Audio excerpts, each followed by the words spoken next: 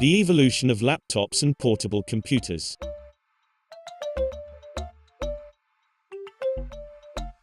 This was the first portable computer, the IBM 5100. Here it's shown powered on and attached to an external monitor. Although weighing 55 pounds, it was much lighter and portable than previous computers.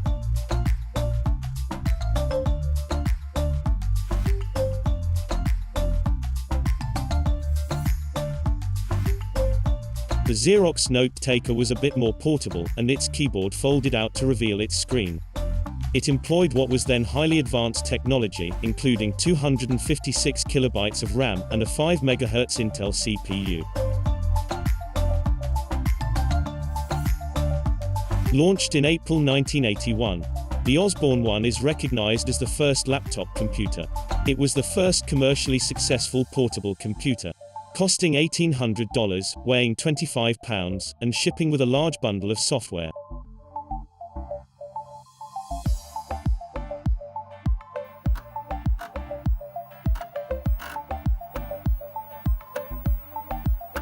Later that year, Epson released a tiny battery-powered portable computer that traded screen size for convenience. It was hailed by Businessweek magazine as the fourth revolution in personal computing. Taking a computer along with you can create a few problems. Unless it's the new Epson HX20 notebook computer. It does what most computers do, without the power cord. With a built-in screen and printer, you can do real computing and word processing anywhere, at about half the cost. The Grid Compass was the first portable computer that resembled our current laptops. Because of its high price and specialized application, it was mostly used by the US government.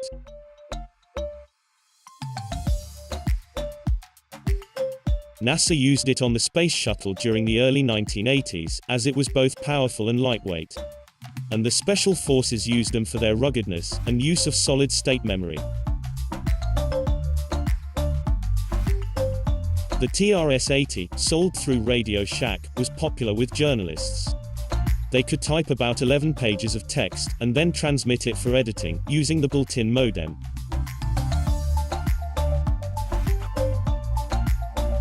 Radio Shack's revolutionary Model 100 computer. It's a word processor, phone directory, and dialer. It even communicates with the office computer. Fletcher, how's that report? In 1984, the Commodore SX64 was the first portable computer to feature a full-color display screen. It weighed about 20 pounds and sold for $995. It shipped with 64 kilobytes of RAM and a 1 MHz CPU. It did not sell particularly well, but became popular with user groups and software developers. They could quickly pack and unpack the machine to use for copying software or giving demonstrations. The IBM PC Convertible was the first laptop to use the 3.5-inch floppy disk format, which went on to become the industry standard. Like modern laptops, it featured power management and the ability to run from batteries. Presenting the IBM PC Convertible, a powerful personal computer that easily converts to a full-function portable. One you could use in a train, a plane, a car, or a meeting, and be as productive on the road as you are at the office. The IBM PC Convertible, one computer for people who really need two. The SLT-286 was the first battery-powered laptop to support an internal hard disk drive and a VGA-compatible LCD screen. It weighed 14 pounds.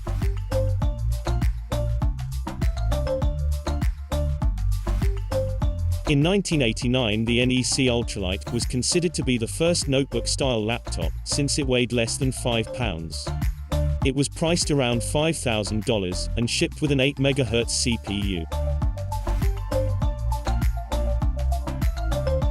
After the failure of their first laptop, Apple reworked the concept and released the PowerBook line in October 1991. They immediately caused a stir in the industry, with the dark gray cases and the positioning of the pointing device. You are about to witness a revolution called PowerBook. It will let you run MS-DOS software let you run Macintosh software. It will let you run away.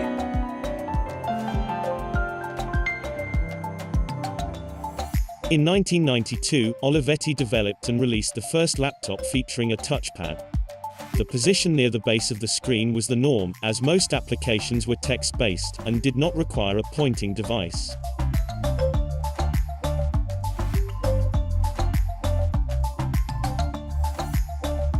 That same year, Olivetti released a smaller laptop, the Quaderno, capable of audio recording while the computer was off, an almost instant boot up.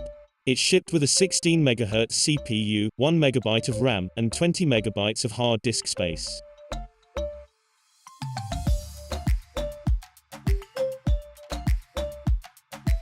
The Concerto was the first convertible laptop.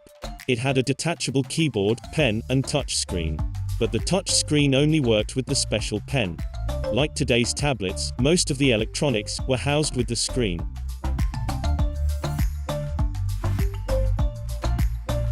This laptop was definitely ahead of its time.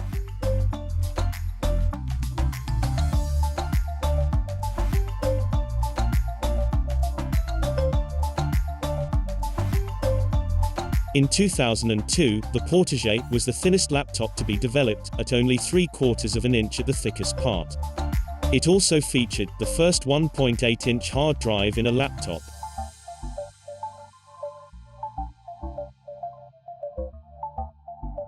The TC1100 had a very unique design. It was a hybrid laptop which included a touch screen, stylus, and tablet mode. Unfortunately, Windows XP was not a touch-friendly OS, hampering its success.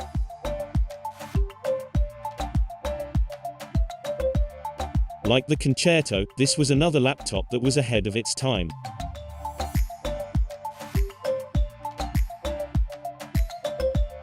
Asus released the 701 in October 2007, which was the first netbook on the market. It featured a 7-inch screen, an Intel Celeron M processor, and a 4 GB hard disk.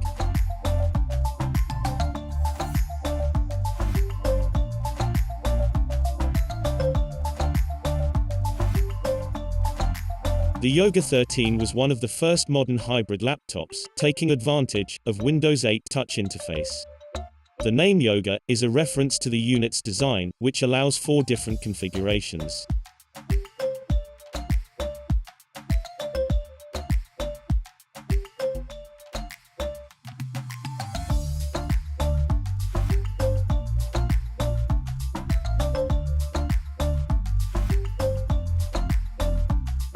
The Razer Blade was the first true portable gaming laptop.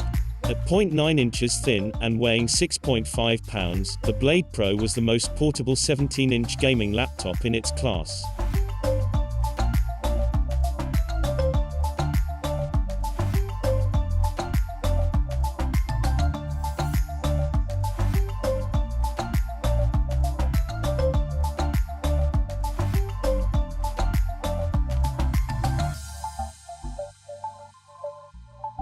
The Yoga Book hybrid laptop brought even more functionality in 2016.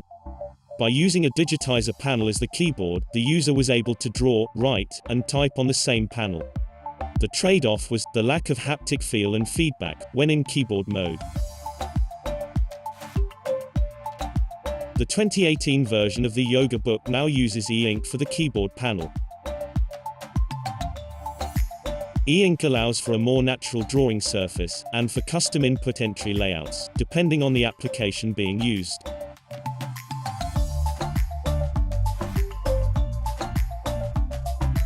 And most importantly, it allows for reading, without wasting any battery, or having to carry a second device.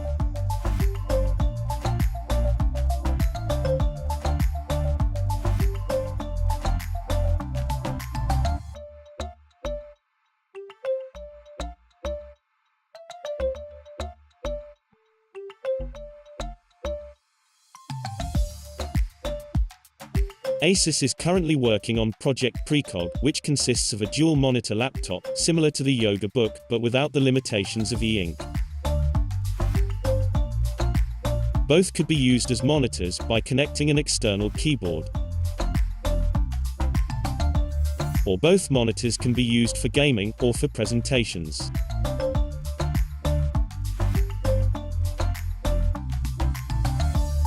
In laptop mode, one monitor is used normally, while the other is used as the keyboard or control panel.